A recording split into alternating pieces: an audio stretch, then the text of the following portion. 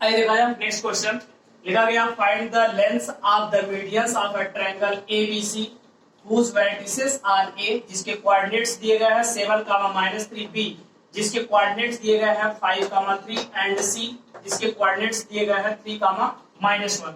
आइए कहने का मतलब यह है कि एक ट्रायंगल एबीसी है, उसके मीडियंस की लेंथ निकालनी है। मीडियंस मालूम होता है ना, क्या होता है मीडियंस?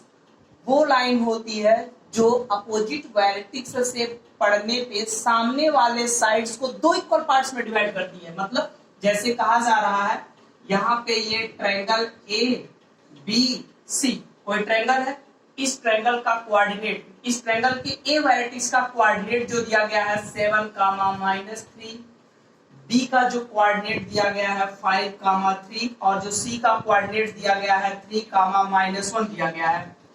ए से हम लाइन ड्रा, ए वर्टेक्स से लाइन ड्रा कर रहे हैं।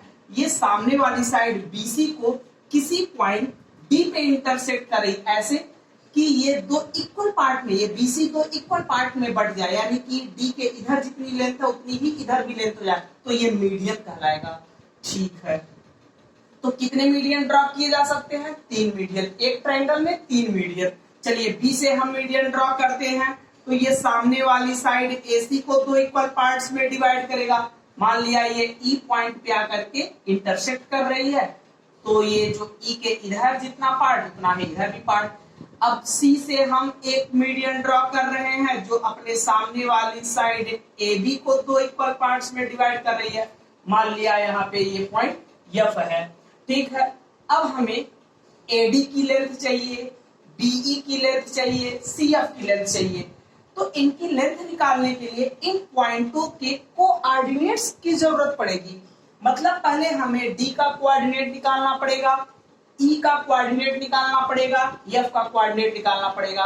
अच्छा देखा जाए डी जो है वो बीसी के मिड में है, तो मिड पॉइंट वाला हम लोग फॉर्मूला लगा देंगे जो कोऑर्डिनेट के लिए लिखते हैं क्या, x1 + x2 divide by 2, y1 + y2 divide by 2, है ना।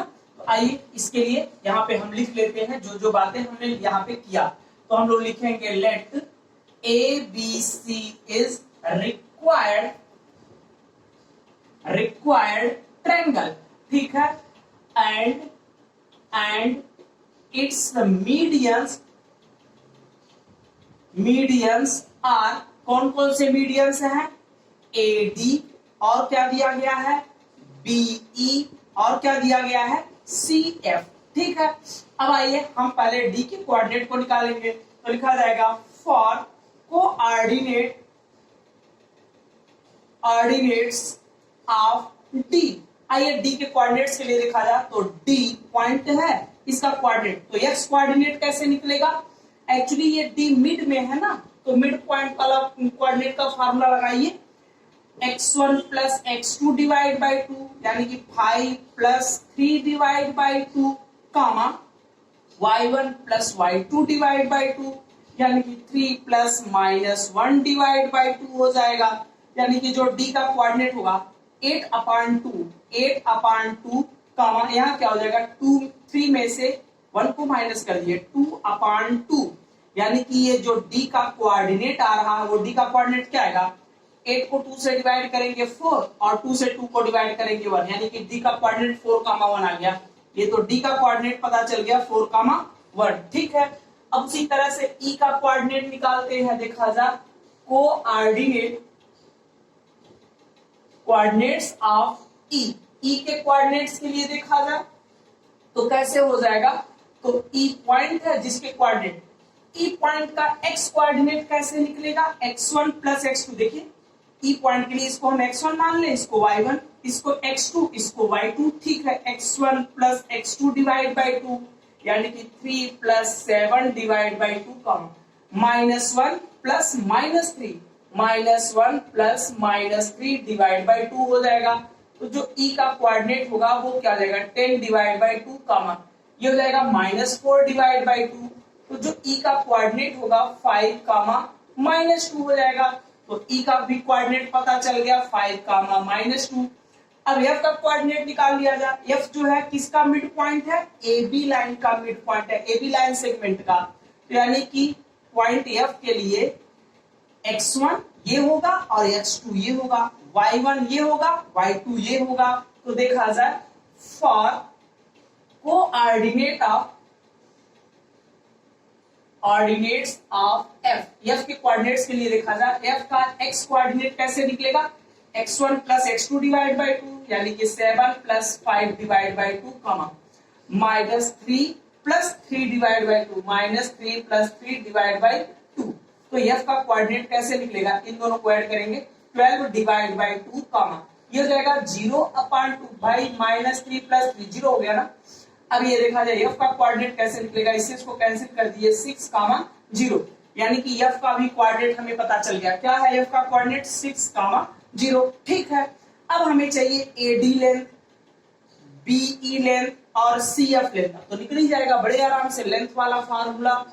कैसे लेंथ का फार्मूला, अंडर रूट में x1 माइनस x2 का whole square plus y1 minus y2 का होल स्क्वायर। ये कोऑर्डिनेट के सबसे पहले क्लास में चर्चा हुई है ना, उसके बारे में। आइए हम सबसे पहले कौन सी लेंथ निकालेंगे, BE। तो लिखा जाएगा फॉर लेंथ ऑफ मीडियन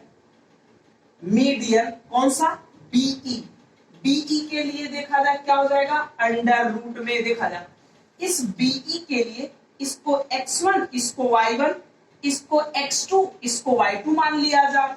चलिए 5 माइनस 5 यानी BE की बात हो रही है, हम लोग BE पहले निकाल ले रहे हैं। चलिए BE निकाला जाए तो क्या हो जाएगा 5 माइनस 5 का होल स्क्वायर प्लस 3 माइनस 2 का होल स्क्वायर। तो ये जाएगा 3 माइनस 2 का होल स्क्वायर। देखिए 3 माइनस 2 का होल स्क्वायर। तो ये कैसे निकल जाएगा, अंडर रूट में 5 में से 5 को माइनस करेंगे 0 का स्क्वायर प्लस यहाँ देखिए 3 माइनस प्लस जाएगा 3 प्लस 2 यानी 5 का स्क्वायर। तो ये क्या आने वाला है BE, यहाँ लिखूं नहीं लिखेगा तो चलिए यहाँ लिख देता हूं BE इज इक्वल टू हो जाएगा अंडर रूट में देखिए 0 प्लस 25 यानी कि BE इज इक्वल टू आ गया अंडर रूट में 25। तो इसका मतलब यहाँ से BE निकल गया, BE कितना हो जाएगा 5 यूनिट्स। ठीक है, ये BE की लेंथ निकल गई। अब निकाल लिया था AD। चलिए फॉर लेंथ ऑफ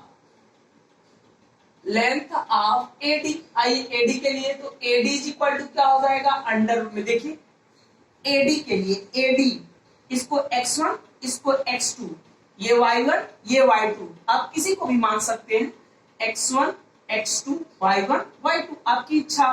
तो चलिए 7 माइनस 4 का होल स्क्वायर मतलब x1 माइनस x2 का होल स्क्वायर 7 माइनस 4 का होल स्क्वायर प्लस ये देखिए माइनस 3 माइनस 1 का whole square by minus 3 x देखिए x1 माइनस x2 की है क्या 1 तो यानी 1 का होल स्क्वायर ये हो जाएगा।